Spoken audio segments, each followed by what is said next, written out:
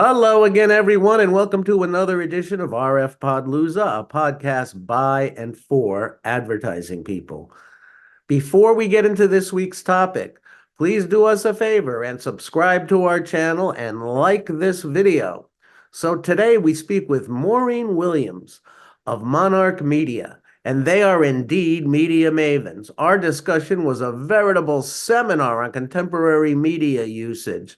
We discussed topics such as the transition from traditional to digital media, the future of traditional media, the future of radio, a primer on programmatic media, and how Monarch uses our feature, Partner Up, to better their new business development process. And most of all, she gave us an outlook for the media landscape in 2024. And all I have to say about that is hang on. So let's not hesitate. Let's meet Maureen. So we're here talking to Maureen Williams, CEO and founder of Monarch Media in the great state of Pennsylvania. And so tell us about how you got into the media business, Maureen. Well, I had a retail background, had transferred out to South Central Pennsylvania for retail, and within a year, the position was eliminated. So I wound up in sales for a local cable ad sales company, and eventually was recruited by the ABC affiliate in Harrisburg. And I worked there for 6 years, but I was kind of frustrated, like I could only help my clients with just a piece of the puzzle in their advertising.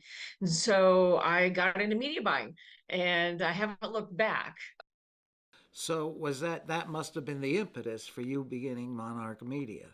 Yes, yeah. I did work for an upstart media buying agency. I worked there for a few years, decided I wanted to dip my toes in the full service ad agency for a couple of years. When I decided my heart really was in the media buying, in the research, in the analytics, and helping clients solve problems. So I literally stretched my wings in 2012 and formed Monarch Media Solutions as it is today.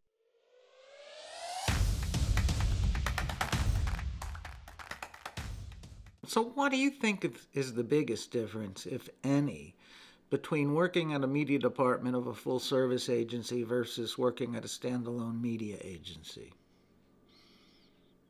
The biggest difference, I found that in agency life, there were so many things, so many wheels were spinning, and we were trying to be all things to everybody. And while that may work for some agencies, it just wasn't something that I wanted to focus on. I wanted to be able to focus on my core competencies. And I thought our clients deserve to have somebody who had their best interest at heart. When you're working in the full service agency, it's a different vibe. And, for me, my values were absolutely being hands-on with my clients, being an extension of their marketing team, and really drilling down to what was working for them, what wasn't working, and why, trying to create the best solution of what is going to drive results for them for their budget. That's one of the things I feel that I'm an expert in, is trying to make a lot out of a very small budget.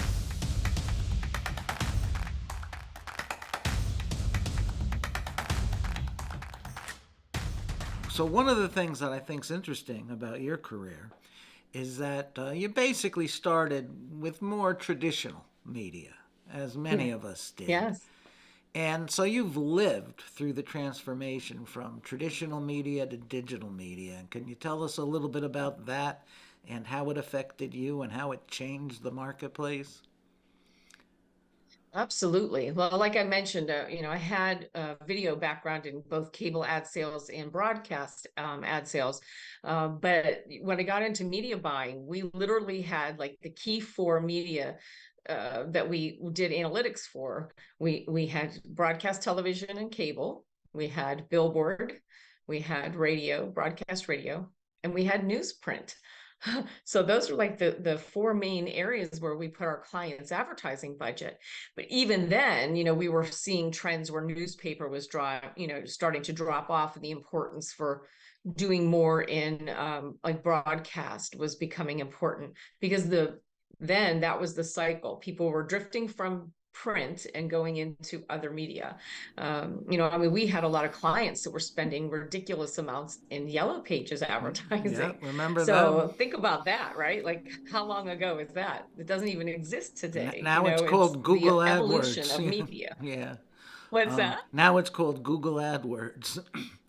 Exactly, Yeah. exactly. That last attribution changed from I saw you in the yellow pages to I Googled you, right? So that's the big difference. So like when we went from just looking at those top four traditional media, which are all pretty much basically top of the funnel awareness media options, we started hearing more about social media, and we were seeing, it wasn't even programmatic digital. It was let's align ourselves with our TV stations and radio stations, and let's get added value ads, right?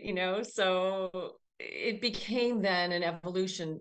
In 5 years, we were setting aside about a 15% of a overall budget for digital, and today many of our clients have 50%, depending on what their goals are, their objectives are, and who they're trying to reach. But the evolution has been very, very fast paced. It continues to evolve every day, and our job is to stay on top of it for our clients. So it is a challenge. That leads me to a question. It may not be dead, but is traditional media dying? I mean, I look at the when I'm in the city, I look at the New York Post and New York Daily News, which have almost become brochures or pamphlets, and they used to be these, yay thick. So is traditional media dying in a certain respect? Well, as we knew it, traditional media is dying. However, traditional media is not dead, because you're always going to need to have some sort of a brand, a sustainable brand element at that top of the sales funnel, so that when somebody does need your service, you're still top of mind. Without that, even if it's a small portion, it has to be a part of the equation, or you're like, how are you going to drive the people to you, right? Like, how do you drive people to the bottom of the funnel conversion to recognize your brand name if you don't have that top of mind awareness in the process? Because the consumer's path to purchase is recognition first, right? Like, I may not need new glasses today, but if I sit on them tomorrow, I'm going to be like, what was the name of that glass company that did the 60-minute repair? We saw a lot of change during the pandemic. Sure. And it was the media that was hit the hardest out of home, obviously, because No one we was out weren't of going home. out of Yeah. home. And then broadcast radio. Now, broadcast television actually saw a huge increase because people were at home wanting to watch the news. And so that's, to this day, local news is still one of the top options for mixing in that top of funnel sales tactic. But out of home recovered, I would say, miraculously.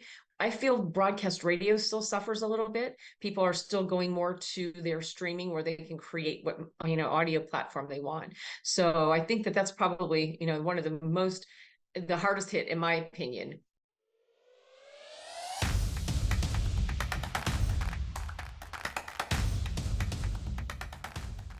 The future of radio is difficult to figure out. And I have a close spot, warm spot in my heart for radio because I started in college radio. And Mhm. you got terrestrial radio, but now they all have web presence, so I could listen to a New York station in LA if I wanted to. You got satellite radio, which I have in my car, and I love it because when you're going on long distances, you don't have to go searching for stations. Then you got the pure streaming services. So, do you have any idea on how you think it might shake out? Oh, that's a good question. I just had a conversation last evening with somebody who they have an app that they can tune into a radio station anywhere in the world simply by spinning the globe on their phone. Oh, really? And they'll land up in Thailand Mhm. listening to a radio station. You know, he said it's really kind of funny. He was listening to a station in Europe. I think it was Ireland or something. There was a country western station, like an American country western That does station. not So surprise I me. guess all the the expats need to have it. So, but yeah, I mean, where does it leave people? And I think a lot of it is because we want to reach the right people the right amount of times with the right message in the right place. So when you have the audience intelligence like is available today, you can just find who's, you know, who you want to reach, and then you put it out there.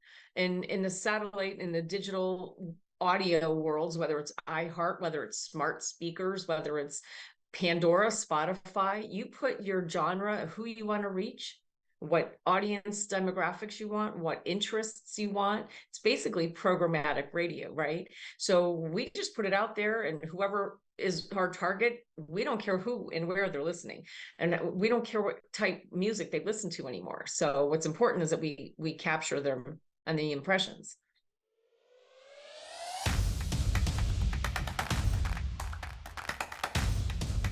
As I mentioned when we spoke earlier, um, I want this to be partially educational, and Right. so I would love it if you would give us a little few minute dissertation on what programmatic media is for dummies, because I still don't understand it.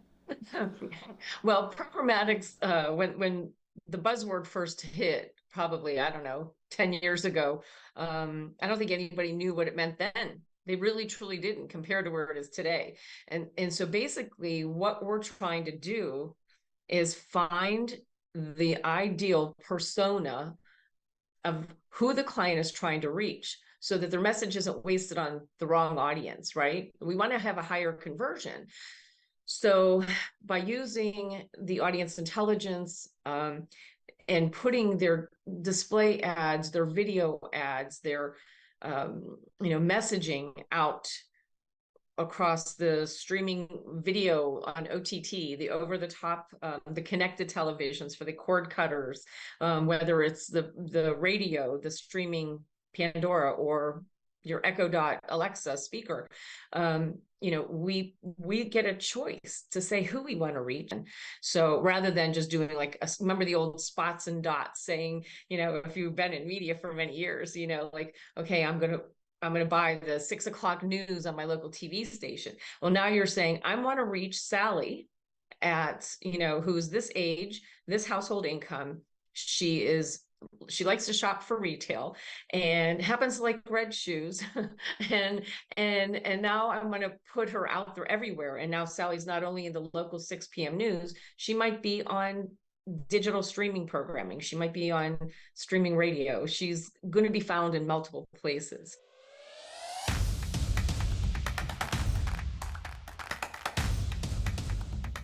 You talked a little bit about the marketing funnel, and you were Mm. relating,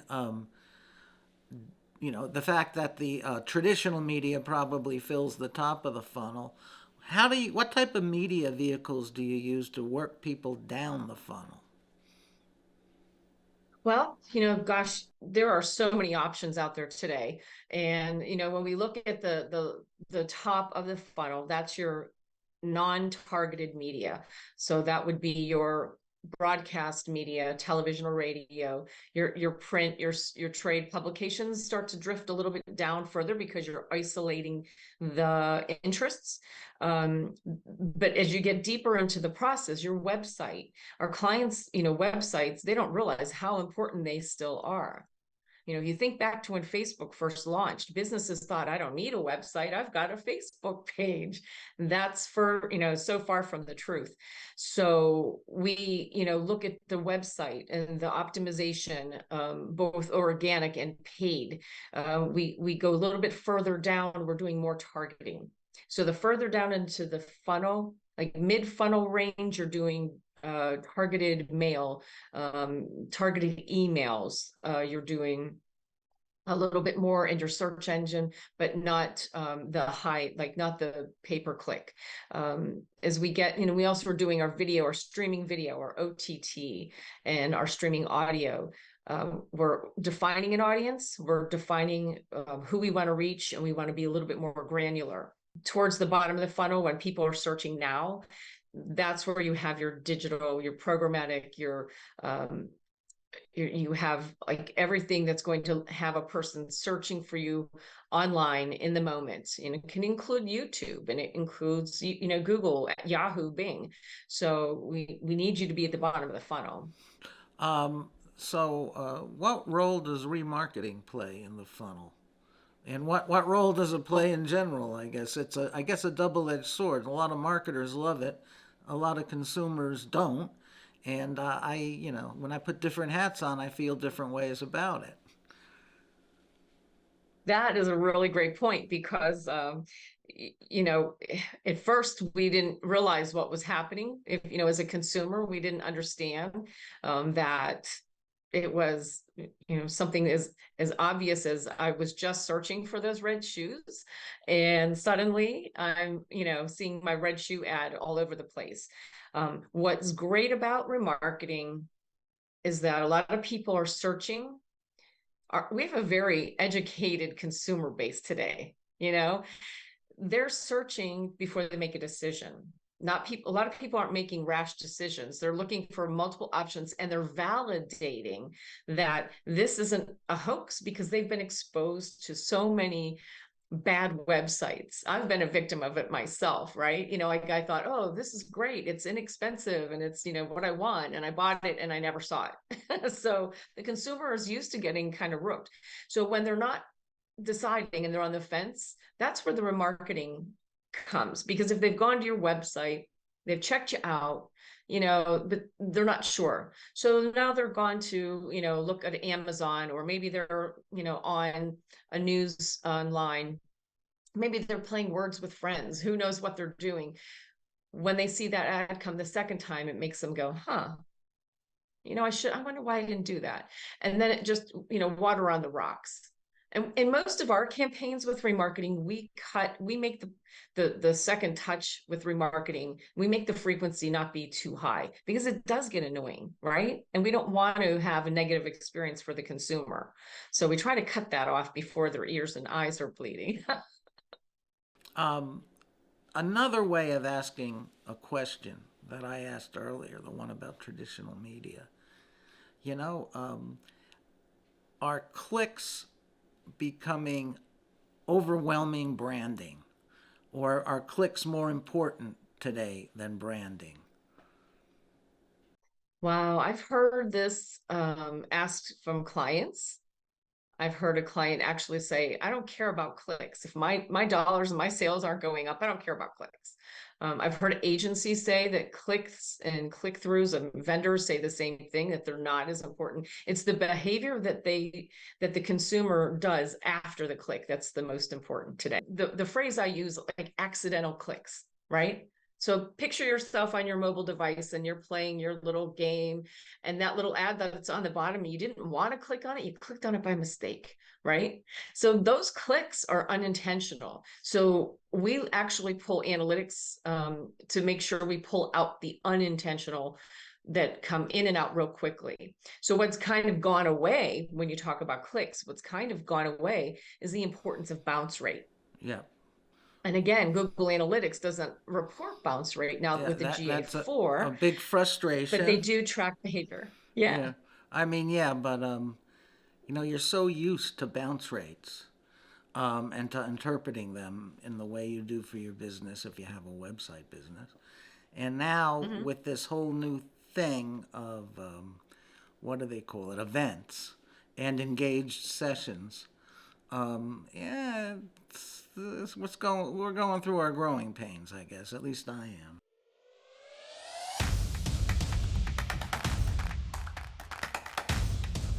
So, one of the things that I'd love to hear your viewpoint on is 2024 is upon us. And what do we have what does 2024 have in store for us? That's the million-dollar question. I am telling everybody, get your seatbelts on. It's going to be a roller coaster ride. In the media platforms are going to be wild. Primarily broadcast media gets hit the hardest with the battle for the political ads. You know, we've got a major presidential election in 2024. Later in the summer, we have the Olympics, actually. So the political ads are not just going to be happening during what we refer to as a political window. So the political windows usually would open up, 4 weeks in the spring and 6 weeks, even 8 weeks in the general election. And that's where that's where the media starts to get a little bit bumpy.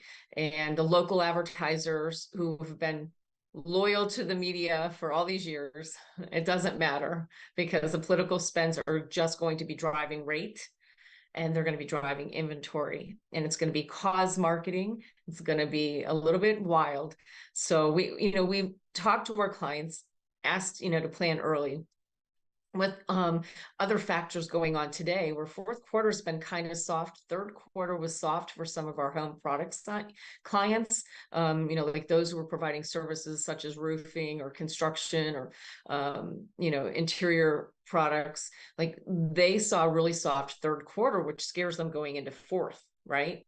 But we're asking them to not cut their budget in 2024, because they're going to need to have more just to get above the clutter. So, let us help and navigate. That's what we're saying. Let us navigate it for you. We know what we're doing, right? Sure. And well, it'll be interesting. Lots of things Yeah. going on, not only the elections, but as you said, the Olympics.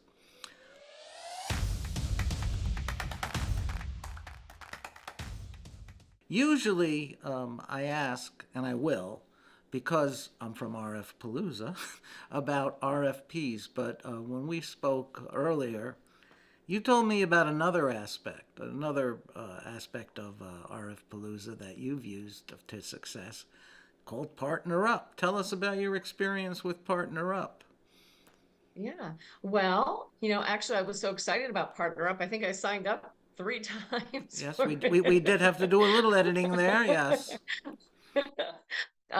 But what I love about that concept, Roger, is that because we're such a niche, we are so targeted to our core competencies with media research and analytics. And when we're looking at the RFPs, because we go through your RFPs every day. And thanks to the pandemic, we're not limited to just the Northeast. We've been able to buy media across the states and have worked with agencies as far as the UK. So what I found exciting with RFPalooza is there's sometimes RFPs that I know we could rock, but we only handle part of it. And I'd rather partner up than to just kind of go, I'm only going into this RFP with this capability, and I don't know who I'm going to get partnered with.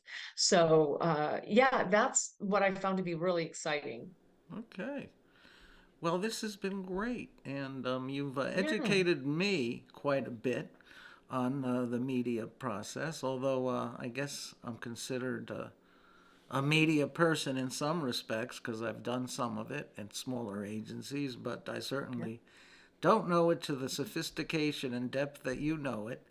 And I think a lot of our listeners or viewers will be really impressed with your ability to translate what's happening in the media world. So thank you so much for being on RFPalooza, and good luck to you through the rest of the year and through 2024. Awesome. Thank you so much for the opportunity, Roger. I really enjoy speaking with you.